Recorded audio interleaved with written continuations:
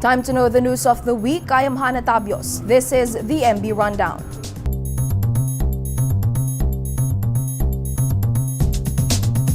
Despite martial law implementation, the Mindanao region has been rocked by a series of bombings in the province of Sulu and Zamboanga City this week. The twin blasts that occurred in the Cathedral of Our Lady of Mount Carmel in Hulo, Sulu on Sunday killed at least 20, while 100 individuals were wounded. 2 people also died while 4 others were wounded in the mosque bombing at Zamboanga City on Wednesday.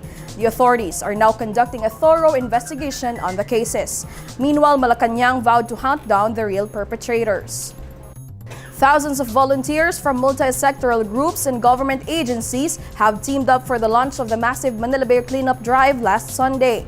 Environment Secretary Roy Simatu dubbed it as the Battle for Manila Bay, which ran for 7 years. The Metro Manila Development Authority collected 10 truckloads of garbage during the kickoff program. Meanwhile, the Laguna Lake Development Authority blocked water sources of several establishments for polluting the bay. It took 10 years for the government to finally respond to the Supreme Court mandamus ordering the rehabilitation of the country's natural harbor. It's another historic moment as Philippines bet Karen Gallman won the country's first Miss Intercontinental crown. The Australian-Filipino beauty bested 84 candidates during the coronation night at the Mall of Asia Arena in Pasay City on Sunday. She also earned 2 special awards, the Media's Choice and the Standout Beauty. Gallman joined twice in Binibining Pilipinas and was the first Filipina to bring home the crown after 47 years. Debate sparked after abortion was decriminalized in New York, USA last January 22. The newly enacted Reproductive Health Act, penned by State Governor Andrew Cuomo, addresses late-term abortions. It also allows licensed medical professionals such as nurses and physician assistants to conduct the procedure. Cuomo, who is a Catholic, pronounced victory in social media. However, several conservatives and religious groups opposed the move and called for Cuomo's excommunication from the church. For 119 years, Manila Bulletin has been a reliable source of information with its stories that inform, inspire, and empower. Like Yan Garma, who gets his daily dose of news either from Manila Bulletin's newspaper or digital platform. Watch this. Journalism has been part of Yan Garma's life, a university researcher at the University of the Philippines, Los Baños.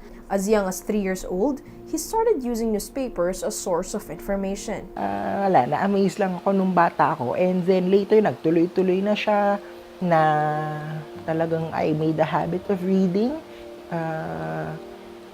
which later naging helpful kasi naging batang presko na ako nung elementary. And one of his go-to papers is the country's one of the oldest broadsheets, the Manila Bulletin. So, you know na it's a legacy brand, and since it's a legacy brand, you know na it's a publication that you really can trust.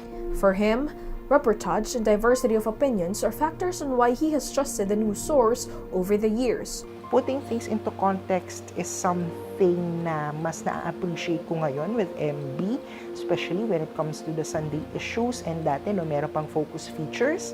Kasi it really puts issues into a different light. Despite the change, Gen, who is a millennial, continues to trust MB for more than 2 decades. Although naniniwala ako na print won't die, but one of the ways really to make legacy publications relevant is for it to diversify and for it to expand towards other multimedia platforms. Kasi doon na talaga patungo ang journalism eh. As Manila Bulletin marks its 119th year in the industry, Gen says the credibility of the news organization is something that he values as a news consumer. Hannah Tabios, Manila Bulletin. Meanwhile, these are the other top news of the week. Grammy Award winner and R&B singer-songwriter James Ingram died on Tuesday, U.S. time. He was 66. Reports said that Ingram has been suffering from brain cancer. Some of his famous tracks are Baby Come to Me and I Don't Have the Heart. Meanwhile, Pinoy rock icon Joey Pepe Smith also passed away on Monday morning at the age of 71. He was a former member of the band Juan de la Cruz along with Mike Hanopol and Wally Gonzalez. The House of Representatives has passed the bill legalizing and regulating the medical use of cannabis or marijuana on its final reading. House Bill 6517 proposes its legal use that will benefit patients suffering from debilitating ailments but with doctor's evaluation. House Speaker Gloria Arroyo earlier admitted that she uses marijuana patches on countries where it's legal. The Ombudsman Office of the Special Prosecutor ordered the camp of former Senator Bong Revilla to pay back the plundered money amounting to 124.5 million pesos.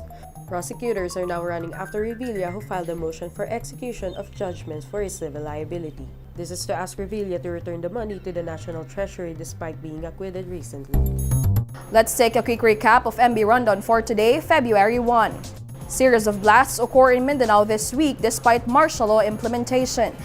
Thousands participate in the kickoff program for the Manila Bay rehabilitation. Philippines bet Karen Gallman wins the country's first Miss Intercontinental crown after 47 years.